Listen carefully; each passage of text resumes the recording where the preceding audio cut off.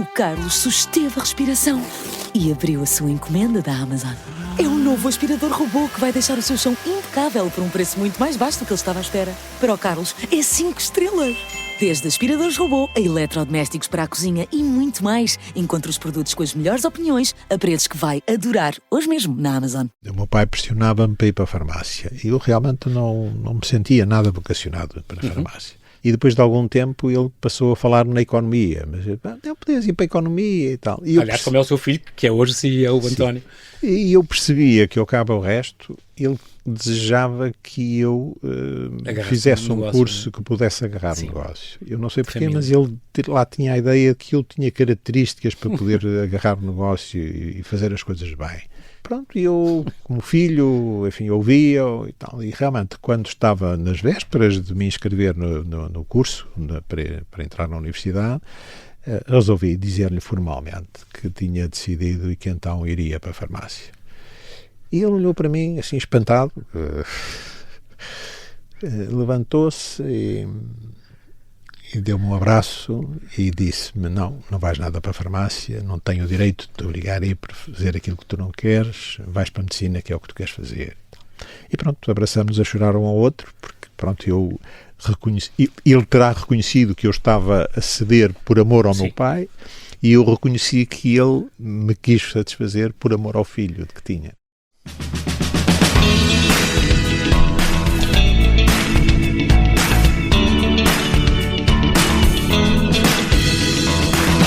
Está aí a série documental do momento Para Além do Cérebro. 16 episódios de meia hora, a passar segundas na RTP, onde mergulhamos em diferentes dimensões da mente humana, como o subjetivo, a telepatia, a reencarnação e fenómenos inexplicados, sempre com base na investigação científica. Na sua origem, um nome, Luís Portela, neto do fundador da Bial, que dirigiu mais de 30 anos, e pai do atual CEO António, que por aqui passou há uns meses a celebrar um século da nossa maior farmacêutica.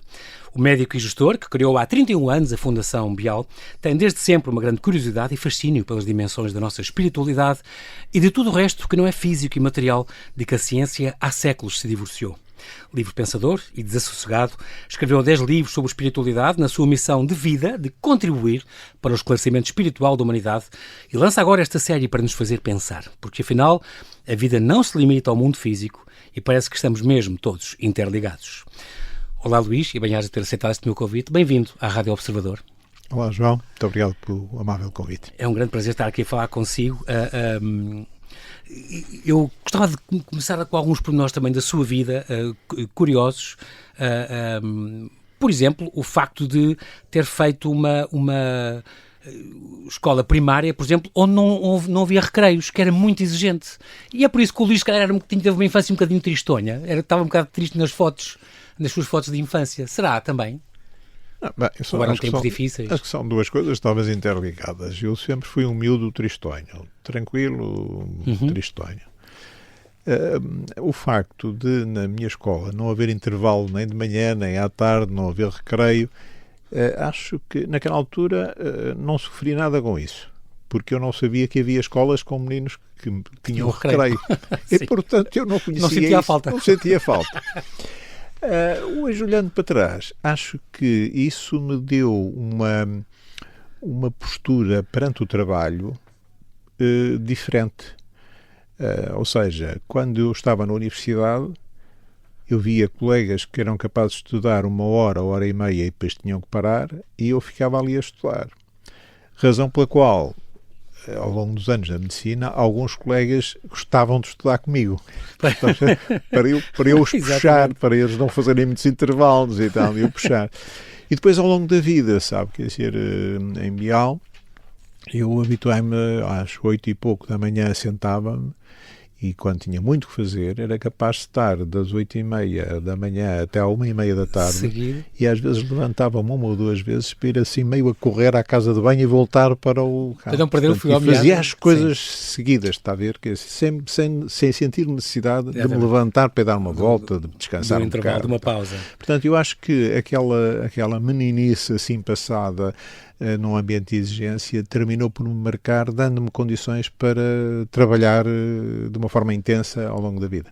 Há uma coisa também que o marcou muito, tenho essa impressão, o facto de ser da sua mãe não ser casada com o seu pai, portanto ter nascido fora de um casamento do pai, e esta mãe Rosa, homenagem seja feita, que sempre apostou tudo o que podia e o que não podia no Luís. Ensinou-o a ler ao colo com 3 ou 4 anos, disse que ia ser um grande homem e foi, de facto.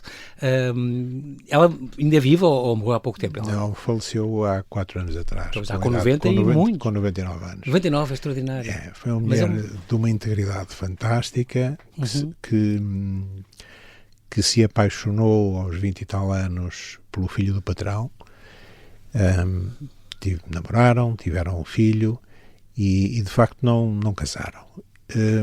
Aliás, agora, na altura, nem sequer se calhar poderia ser, porque o pai já era casado e, portanto, havia sempre este problema do filho do pai incógnito e por causa disso também sentiu-se ostracizado. Havia professores de moral, imagino, nas escolas ou vizinhos ou assim, que se calhar o marcaram também por isso. Sim, não, mas ouça, é verdade que a sociedade, em algumas alturas, foi um bocadinho dura para comigo, é verdade.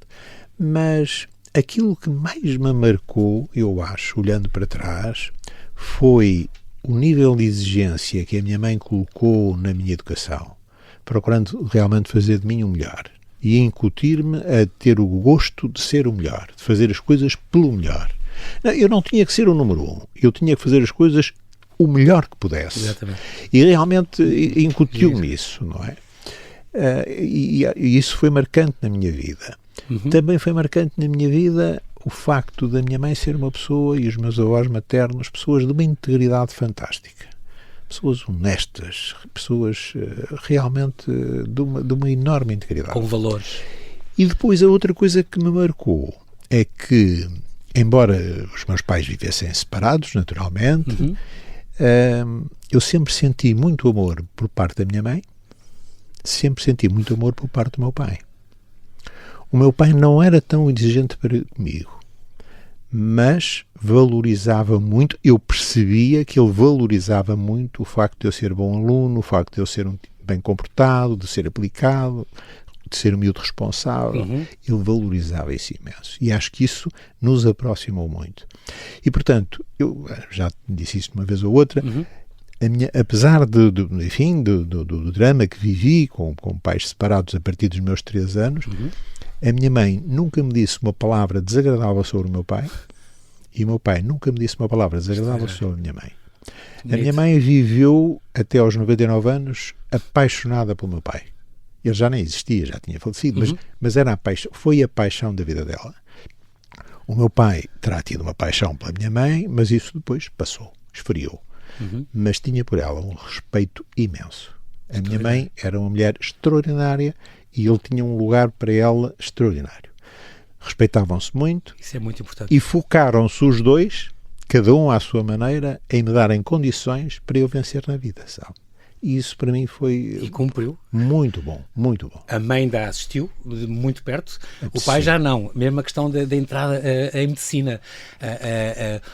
Queria medicina, aliás, ou frade, ou monge tibetano, ou médico. Teve na sua adolescência, depois de ter lido esta terceira visão, no Los Bang Rampa e não sei o que, eu via assim tinha já umas ideias e umas curiosidades a ler livros de propósito sobre o budismo e o Oriente, e o taoísmo, o espiritismo, e também sobre a meditação, também onde entrou, mas tinha esta coisa de medicina. Bem, eu adorava que fosse para a medicina, não se importava. O pai, quando o seu irmão mais velho depois foi para a engenharia mecânica, ou não sei o quê, depois pensou que, bem, a única pessoa que pode prolongar este negócio de família será o meu filho, e ele ir para a medicina não é bem a coisa. E tem esta história linda de morrer, de ele ter dito à última hora, eu próprio fico comovido a pensar nisto, o Luís a dizer vou para a farmácia, porque, pronto, em vez disso vou para a farmácia para fazer um bocadinho de vontade ao pai, e depois aquela cena em que o abraça e diz não, vais para a medicina.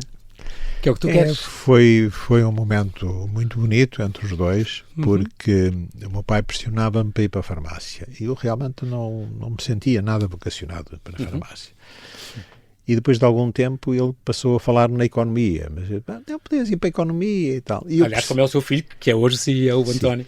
E eu percebia que, ao cabo ao resto, ele desejava que eu fizesse um curso que pudesse agarrar o negócio. Eu não sei porquê, mas ele lá tinha a ideia de que eu tinha características para poder agarrar o negócio e fazer as coisas bem. E pronto, eu, como filho, enfim, ouvia e tal. E realmente, quando estava nas vésperas de me inscrever no curso, para entrar na universidade, resolvi dizer-lhe formalmente que tinha decidido e que então iria para a farmácia. E ele olhou para mim, assim, espantado, levantou-se e deu-me um abraço e disse-me: não vais nada para a farmácia, não tenho o direito de te obrigar a ir para fazer aquilo que tu não queres, vais para a medicina, que é o que tu queres fazer. E pronto, abraçamos a chorar um ao outro, porque pronto, eu reconheci, ele terá reconhecido que eu estava a ceder por amor ao meu pai, e eu reconheci que ele me quis satisfazer por amor ao filho que tinha. Não é? Portanto, não lhe fez a vontade em vida, fez-la depois Exato, eu tenho dito também algumas vezes isso. Acho que esse abraço, esse momento terá sido muito marcante para mim, foi muito marcante para mim.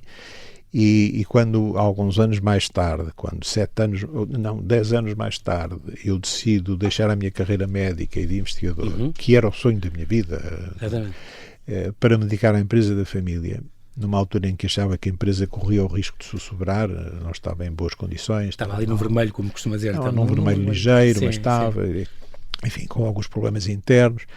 E nessa altura eu comecei a pensar que se eu fosse fazer o meu doutoramento em Cambridge, como surgiu a oportunidade... Exatamente, teve bolsa.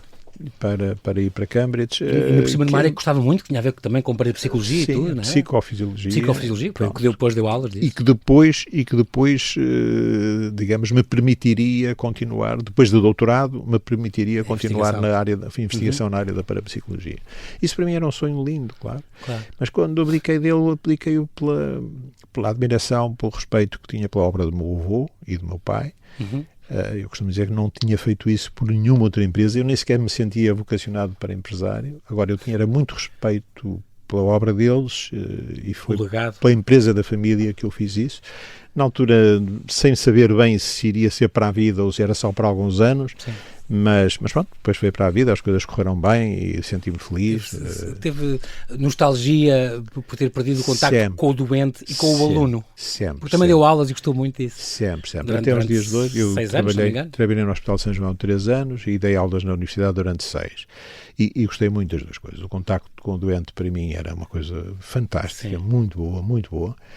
E também o contacto com os alunos. Eu gostava muito dos meus alunos, gostava muito de estar com eles, de os ajudar e de fazer investigação. Quer dizer, de facto, aquelas eram as minhas águas. E até aos dias de hoje eu sinto alguma nostalgia por não ter feito esse caminho.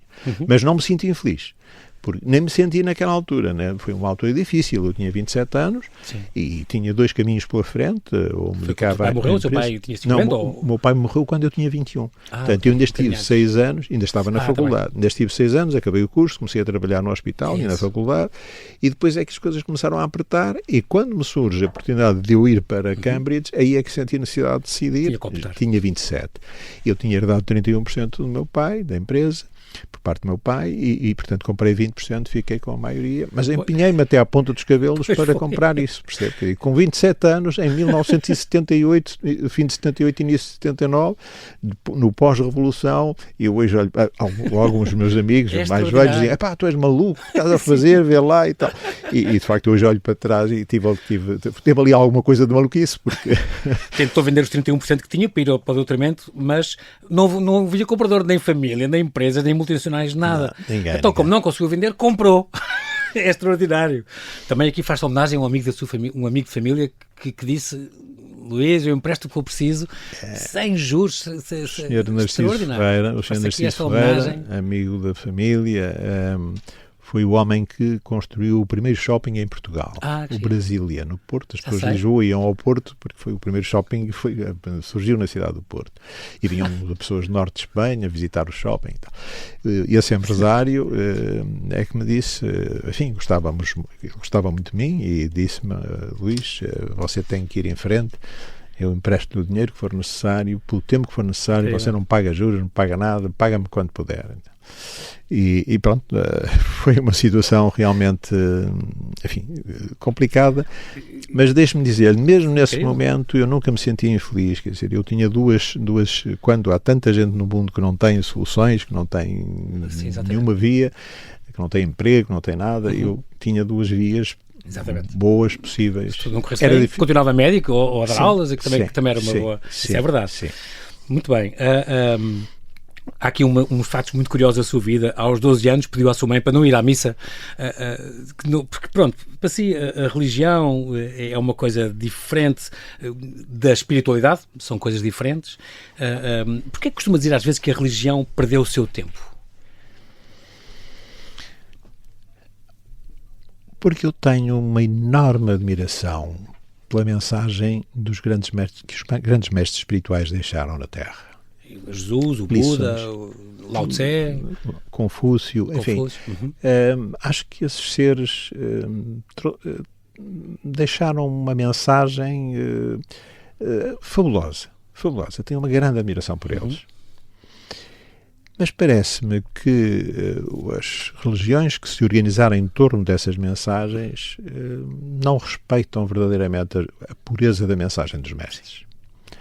Introduzem muita atrapalhada, muito folclore, algum negócio em torno dessas mensagens. Desvirtuam, portanto. Na minha opinião, desvirtuam. Eu não tenho nada contra as religiões. Eu não me sinto religioso, não sinto necessidade de seguir nenhuma religião, mas também não sou, sinto-me um livre pensador, é assim que eu gosto de me sentir, mas também não sou anti-religioso. Quer dizer, não tenho nada contra as religiões, respeito e percebo o papel importante que as religiões tiveram para o desenvolvimento da história da humanidade. Agora, de facto, desde jovem que eu achava que, sei lá, por exemplo, o caso de Jesus, para mim Jesus é o mais simples dos simples.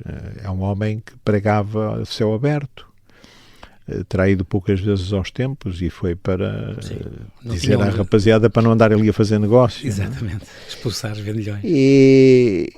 E depois, quem se diz seu seguidor, monta uma organização, constrói templos com talha dourada, com não sei o quê, constitui uma das mais ricas, se não a mais rica instituição à superfície da Terra hoje, em termos materiais.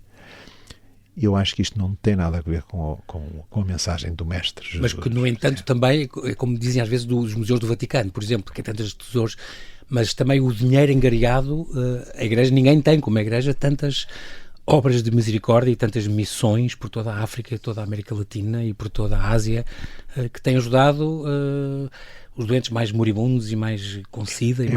É verdade. Nenhuma instituição eu tenho maior respeito cívica, civil, consegue chegar. É verdade, eu tenho maior respeito por isso. Mas o facto de estarem a conduzir as coisas bem sob esse aspecto não faz que seja bom terem templos tão faustosos, não faz sentido. É mais a questão do melhor para o Deus, como os indianos fazem todas as semanas festas aos seus deuses e do melhor que há, e vestem-se do melhor que há, um bocadinho porque acham para Deus tudo o melhor. E, portanto... Mas, a meu ver, esse é um mau entendimento da mensagem do Mestre. E, portanto, quando tinha... Bem, mas deixa-me dizer-lhe com franqueza, quando tinha 12 anos não era isso que me movia. Sim. Quando tinha 12 anos, eu ia à missa, eu fui educado catolicamente, não é? E ia à missa com os meus amigos ao domingo de manhã e encontrava um padre de costas para o povo a dizer uma missa em latim. Sim. Que eu não percebia. Sim. E, portanto, deixe-me ser franco, os rapazes iam à missa e estavam a espreitar para o lado das raparigas. Claro. E as raparigas a espreitarem de uma forma mais delicada, menos óbvia, com véu, se calhar. para o lado dos rapazes, não é? Quer dizer, o que é que a gente estava ali a fazer? Os meus amigos começaram a se escapulir, entravam pela porta principal e depois saíam pela porta lateral, iam enfim, esta era a igreja do Marquês, iam para o campo da Constituição, do Futebol Clube do Porto, que naquela época fazia os jogos de handball, de basquetebol, ao domingo de manhã no campo da Constituição. E, portanto, eles raspavam-se para a porta lateral e iam ver os jogos no campo da Constituição. Eu, como era um rapazito bem comportado e e não queria, enfim, queria ver os jogos, mas submetia à autorização superior, de maneira que pedi à minha mãe para me deixar ir para o campo da Constituição com os amigos e não ficar. E por isso também não festeja o Natal, nem nunca festejou. Quer dizer, não fazem nem sequer, hoje que tem netos, 8 netos, se não me engano, 9 netos e os seus 5 filhos, não festejam, não fazem festa da família, reúnem-se à mesma, ou que diz, a melhor maneira, Jesus, que eu respeito, diz o Luís, a melhor maneira de festejar o seu nascimento não é com uma bacalhoada e muito menos com os presentes. Eu dou-lhe toda a razão. Sabe, quer dizer, enquanto era jovem, a família organizava um jantar de Natal, mas depois, quando casei e comecei a ter a minha autonomia, comecei a não gostar realmente de participar nessas coisas, achar que não era assim que se deveria festejar o nascimento de Jesus. E portanto, comecei a afastar-me disso. Os meus filhos não são batizados, os meus netos, de uma forma geral, também não. Há 2 que são batizados, nos 9. Mas, porque foi assim a opção dos pais, claro, que nós respeitamos. Mas eu, de facto, acho que é importante estarmos juntos, e estamos, e gostamos de estar. De 15 em 15 dias reunimos-nos lá em casa. Nos aniversários estamos todos juntos, naturalmente, e temos muitos aniversários para festejar ao longo do ano. Nós temos uma família de 21 pessoas, portanto é quase 2 aniversários por mês, e estamos uns com os outros, e depois normalmente no fim do ano procuramos também passar juntos o fim do ano, ou na noite do fim de ano, ou no primeiro almoço do ano. De janeiro, exatamente. Estamos juntos. Dia da paz. No dia de Natal, eu e a minha mulher saímos. Normalmente estamos fora. Há alguns hotéis onde as pessoas que não gostam de comemorar o Natal se reúnem e estão de uma forma simples a fazer um jantar normal. Luís Portela, temos de fazer aqui um brevíssimo intervalo e já voltamos à conversa. Até já. Até já, obrigado.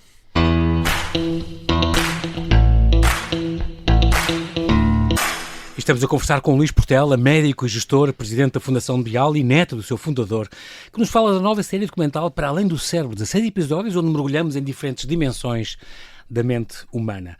Há aí alguns episódios muito curiosos, Luís, que eu não posso deixar de recordar da sua vida. Por exemplo, o facto de, aos 14 anos, estou a vê-la subir a pé as escadas da Rádio Renascença no Porto, porque o elevador até ao 7º andar estava estragado, agora estamos na rádio e a altura, o momento certo para lembrar isso, porque gostava de fazer um programa de rádio. Eu, embora fosse, enfim, não era muito extrovertido, pelo contrário, era introvertido, mas gostava muito da comunicação, gostava muito da rádio. E, portanto, com 14 anos fui à Rádio Renascença perguntar o que é que era preciso fazer para ter um programa na rádio. Na altura, enfim, responderam-me enfim, um bocadinho lateralmente e tal. Não digo que me mandaram passear diretamente, mas enfim, amavelmente me fizeram ver que não era para um miúdo da minha idade aquilo. E depois era preciso um patrocínio, percebeu que era... Mas, ouça, voltei, não sei se sabe isso, voltei com 17 anos. Isso eu sabia. E estive quase para fazer, eu e um amigo meu, 2 amigos, nem sei se ainda é vivo, foi fotógrafo do Expresso durante muitos anos, Luís Torres Fontes. Fomos os 2 e preparamos um programa que se chamava Simbiose, Simbiose de Música e Palavras, portanto, onde nós passaríamos música tranquila e citaríamos alguns poetas portugueses, alguns pensadores a nível mundial, entre a música. Portanto, nós evitaríamos ter muitos anúncios? Procuraríamos meter entre as músicas, meter algum texto. Pouco, mas algum texto. E eles acharam piada e disseram que sim, que estariam abertos, desde que nós conseguíssemos o apoio publicitário. Pronto. Claro, naquela altura devem ter pensado que eu iria pedir ao meu pai, mas o meu pai nem pensar. O meu pai tinha noção de que os jovens que começavam a brincar na comunicação social, ou seja, na rádio ou nos jornais, naquela altura, desviavam-se dos seus cursos universitários, ficavam com o bichinho e ficavam jornalistas. O meu pai não queria ter o filho jornalista e portanto, não me apoiou. Disse, nem pensar. Se tu queres fazer isso, faz. Na altura, encontramos um comerciante do Porto, uma casa muito conhecida naquela época, o Porfírios, que vendia roupa para gente jovem, e que esteve quase para nos apoiar, mas depois terminou por optar por apoiar outro programa e portanto, não foi possível. Nós que chegamos a preparar os primeiros programas piloto, mas não fomos. E era de novo na Rádio Nascença que estávamos a conseguir isso. Desde os 17 anos que faz meditação, e engraçado porque isto nasceu do esgotamento que teve na faculdade, se não me engano, foi? O seu pai levou um psiquiatra. Sim. E que disse, isto hoje se calhar chamaria um burnout ou uma coisa assim deste género. E foi um psiquiatra que disse, isto é esgotamento, esta questão, e que é muito importante, isto introduz este tema da meditação, da higiene espiritual, que o Luís fala. Nós preocupamos com a nossa higiene física, porque não com a mental e com a espiritual, e a meditação aí, se calhar, tem um papel importante. Pois, eu tive muita sorte porque foi um fenómeno, enfim, que os liceus eram masculinos ou femininos, não é? E, portanto, nós estudávamos, eu estudei no liceu masculino e nem sequer podia atravessar a rua para o lado feminino que havia perto do meu liceu. E quando entrei na faculdade estávamos todos juntos e, portanto, deu para me distrair um bocado, para conviver com alguma avidez e distrair-me a estudar. Quando percebi que estava mal preparado e que tinha mesmo que estudar, então comecei a estudar horas e horas seguidas. E chegava a estudar durante a noite toda, a fazer a chamada direta direta de estudo, sem me descansar. E, portanto, rebentei, como se costuma dizer, não é? E tive a sorte de encontrar um psiquiatra que praticamente não me prescreveu nada. Nos primeiros dias ainda tomei um ansiolítico qualquer, mas depois retirou-me isso. E ensinou-me a relaxar e a meditar, digamos, hábito com que fiquei para a vida. Nos anos seguintes, há épocas em que deixei de fazer, mas depois, a partir de certa altura, tomei o hábito diário de fazer, como eu digo às vezes, se nós todos tomamos um duche de manhã, fazemos uma limpeza física, porque não também uma limpeza espiritual. Durante 32 anos esteve à frente dos destinos da Bial. 42 anos, desde 79? 79. Até assumir depois o seu filho António. E foi responsável por este grande movimento de expansão e de investigação. Isto, sobretudo, começou com isto, e daí os grandes resultados que tem hoje, com as moléculas e estes remédios que a Bial hoje espalha pelo mundo inteiro, já estão quase em 60 países, se não me engano. Ao formar e agarrar na Bial, percebeu que, mais do que pessoas tecnicamente boas, precisava de pessoas boas. Para escolher a sua equipa, deu interesse, deu valor à bondade, ao caráter. Isso é uma coisa extraordinária. Em vez de grandes currículos. Eu quando fiquei presidente da companhia, tinha consciência de que não tinha grandes capacidades de gestão. A minha formação de base era médica. Sim. Não tinha grandes capacidades de gestão e, portanto, sentia necessidade de me rodear de pessoas que fossem competentes. Mas, conhecendo a empresa, porque o meu pai, desde os meus 17 anos, obrigava-me a ir 2 horas à empresa para me dar uma mensalidade, uma mesada melhorada, conhecendo a empresa, e depois dele falecer, comecei a ficar aí trabalhador estudante, claro. Conhecendo a empresa bem, está ao meio do curso. Eu percebia que não bastava gostar de ter gente competente à minha volta. Eu desejava ter gente competente, mas também boas pessoas de caráter. E essa foi a minha experiência de vida, sabe? Quer dizer, eu acho que com boas pessoas, com pessoas de caráter, fazem-se coisas muito bonitas. Com pessoas com mau caráter, e por mais competentes que sejam, se a coisa sai problemas, são pessoas azedas, conflitos, terminamos por não atingir objetivos tão facilmente como desejaríamos e por levar amiudadamente uma dor de cabeça para casa ao fim do dia. E, portanto, eu acho que procurei ao longo da vida não só selecionar gente com capacidade técnica para resolver os problemas, mas também gente boa, gente de caráter. Claro que sim. A sua escrita, é muito importante a escrita para o Luís, vem do seu prazer pela leitura, pela reflexão, foi isso que o levou à escrita. Já na primária eu gostava de escrever, é uma coisa que sempre gostou de fazer. Teve aquela revista A Razão e escreveu muitos anos para o Jornal de Notícias. Tem 10 livros publicados pela ASA e pela Gradiva, desde para além da evolução tecnológica. Este já fez 31 anos, este livro extraordinário. E depois há uns que se conseguem comprar serenamente, O Prazer de Ser, Ser Espiritual, um livro extraordinário, que já vai em 34ª edição, um best-seller. Ser Espiritual, da evidência à ciência, que causou muita surpresa e está na base, no fundo, também desta série documental, para além do cérebro. Acho que também começa aqui estes temas.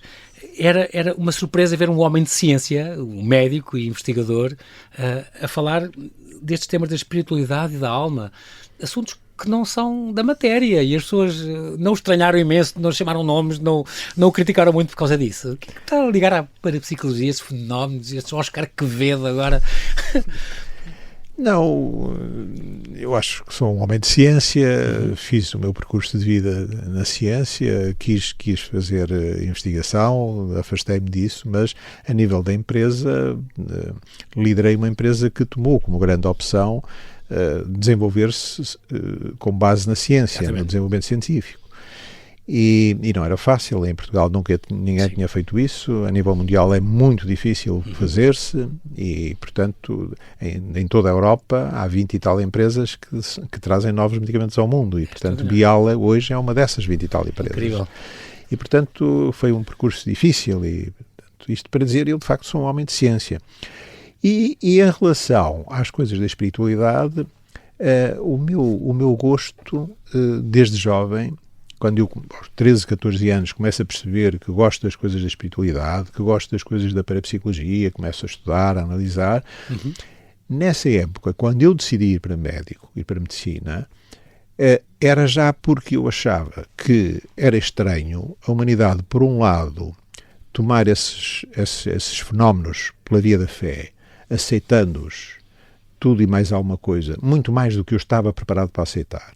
E quando não tinha explicação, chamava-lhes mistérios, milagres, dogmas e não sei o quê. E eu, de facto, isso, para mim, eu não aceitava bem isso. Mas também, por outro lado, essa mesma humanidade, sob o ponto de vista da ciência, dizia, nada disso existe, nada. Recusava, renegava a existência desses fenómenos. E eu achava que nem uma coisa nem outra estavam corretas, que o que importava era o caminho do meio, era admitir-se a existência de fenómenos descritos desde a antiguidade e estudá-los sob o rigor do método científico, procurando esclarecê-los, procurando demonstrar se eles eram verdade ou se eram mentira.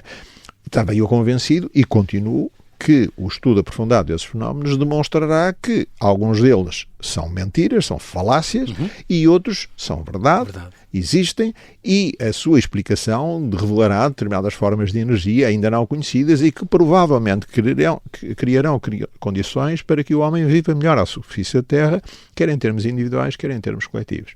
E, portanto, esta era a minha perspectiva com os meus 14, 15 anos, por isso eu quis ir para a medicina.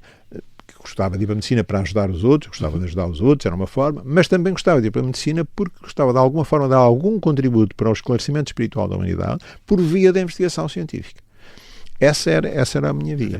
Quando aos 27 anos abdico dessa via para me dedicar à empresa da família, eu não abdico da ideia de trás, que vinha de trás, quer dizer, daquilo que eu considerava de alguma forma o meu propósito de vida. Eu queria dar esse contributo para o esclarecimento espiritual da humanidade. Então pensei, se a vida parece que me está a encaminhar para tomar conta da empresa da família, quando eu ganhar um dinheirito, quando puder sobrar um dinheirito, eu vou procurar apoiar os investigadores nestas áreas.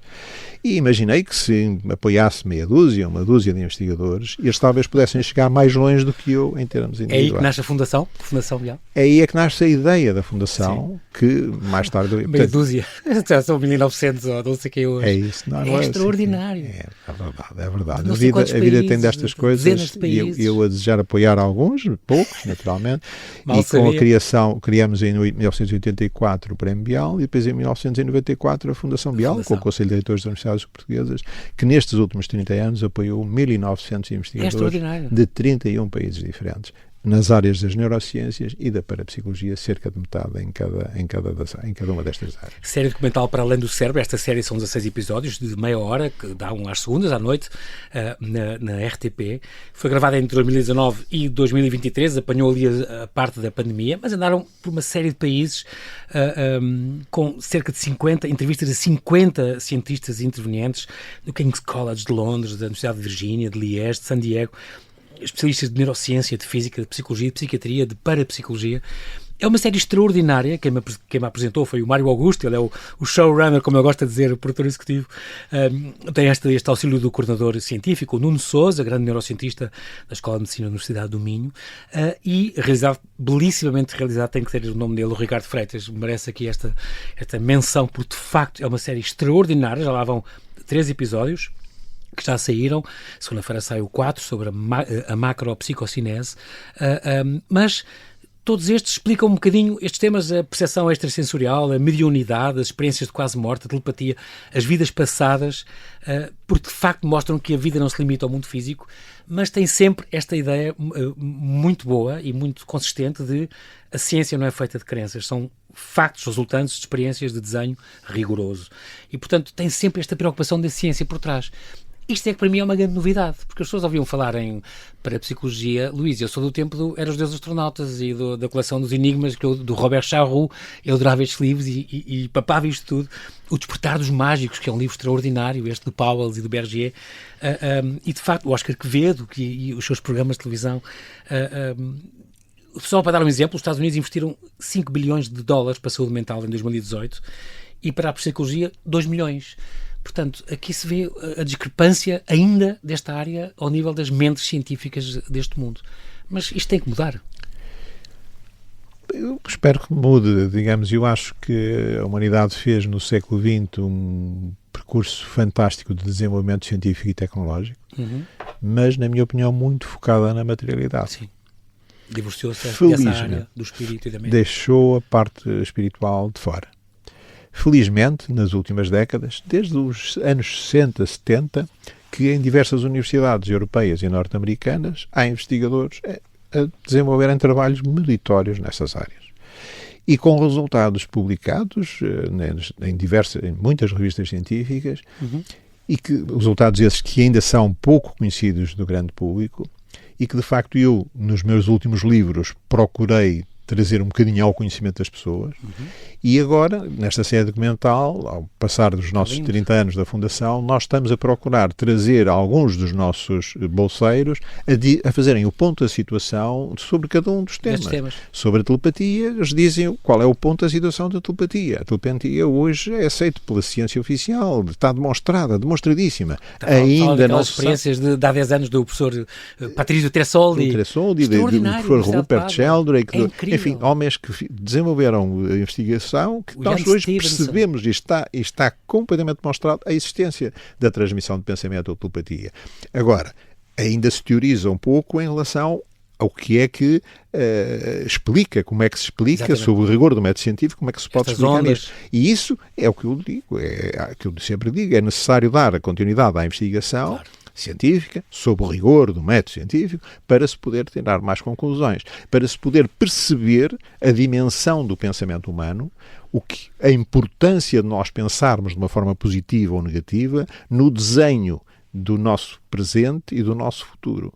Porque se o homem pensar que é realmente responsável pelo controle do seu pensamento, e se pensar que, pensando positivo, de uma atitude construtiva, está a desenhar um bom futuro para si, um bom presente e um bom futuro para si, e para aqueles que os rodeiam, influenciando aqueles que os rodeiam, e se perceber que quando pensa negativo está a criar condições para se enfiar na fossa, quer ajudar a enfiar na fossa aqueles que o rodeiam, as pessoas provavelmente terão mais cuidado na sua atitude, no seu comportamento, em saberem colocar o seu pensamento de uma forma positiva, assumirem uma atitude construtiva, para poderem ser mais úteis a si e àqueles que os rodeiam, a si e aos outros.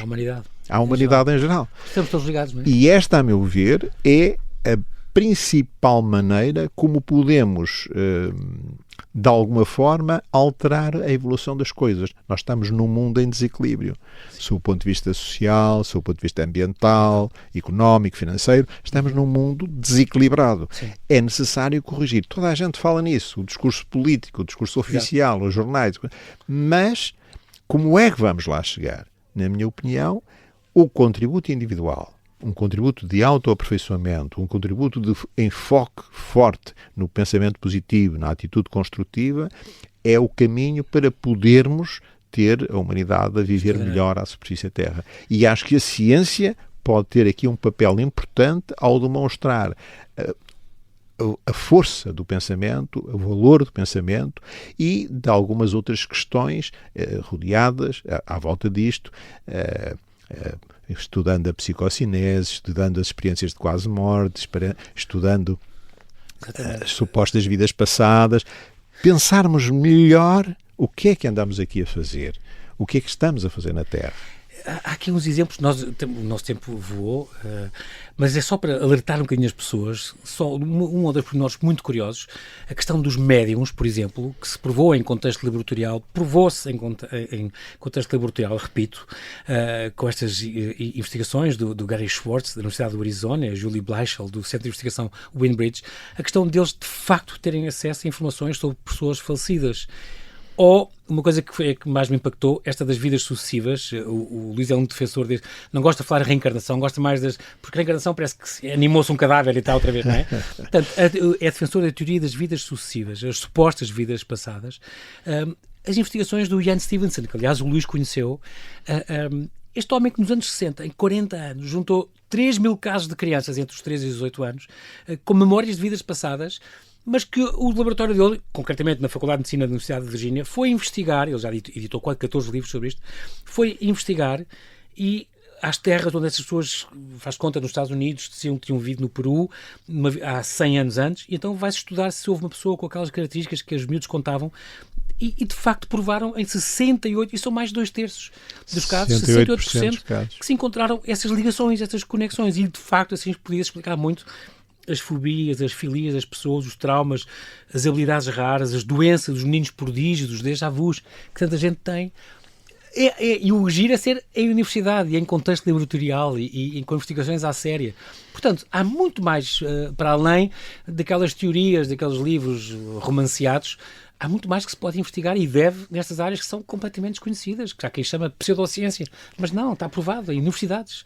Pois, normalmente quem sai fora do quadrado, a ciência oficial, a ciência instalada, aceita mal, não é? O primeiro que disse que a Terra é redonda, sabemos o que é que lhe aconteceu, não é? Sim. Portanto, o professor Stevenson foi de facto pioneiro, mas deixe-me dizer, atrás da Universidade da Virgínia há já uma dúzia de universidades europeias e norte-americanas que fizeram a investigação do mesmo tipo e que chegaram a resultados do mesmo género. Incrível. Portanto, hoje a teoria das vidas sucessivas é a melhor explicação para esses casos. É a melhor explicação. Não se pode dizer que, sob o ponto de vista científico, a teoria das vidas sucessivas está demonstrada. Não. Há que dar continuidade à investigação, de novo, para se lá chegar. Agora, há que ponderar. Porque é que as crianças, na sua ingenuidade, falam de vidas há 50, 100 ou 200 anos atrás e vai-se lá ver e existiram as pessoas que elas dizem que eram, com aqueles pais... Aquela criança que nasceu sem 2 dedos e depois descobriu-se que havia, na vida que ela falava, que ela mencionava, havia um homem com uma máquina cortou-lhe os 2 dedos. Teve um acidente de trabalho. É extraordinário. De facto, é um mundo de curiosidade que para mim é novo. Eu acho que tão institucionalizado e tão com universidades e cientistas a falar, os documentários estão muito bem feitos. Eu não sou um homem de fé, eu não me considero um homem de fé, mas sou um homem de convicções e de fortes convicções, e acho que de facto cabe à ciência explorar tudo isto com o rigor do método científico, não procurar tentar demonstrar que isto é verdade ou que aquilo é mentira, apenas levantar o véu da ignorância. Exatamente. E acho que será importante para a humanidade esse levantar o véu da ignorância para que as pessoas tenham melhor conhecimento de si próprias, melhor conhecimento de todo o seu potencial. E poder ajudar ganhamos nós, ganha a humanidade toda, eu acho. Luís Portela, nunca desista dessa tua cruzada, que é de facto muito, muito importante. Bem-aja por ter vindo à Rádio Observador e até à próxima. Um abraço, muito obrigado.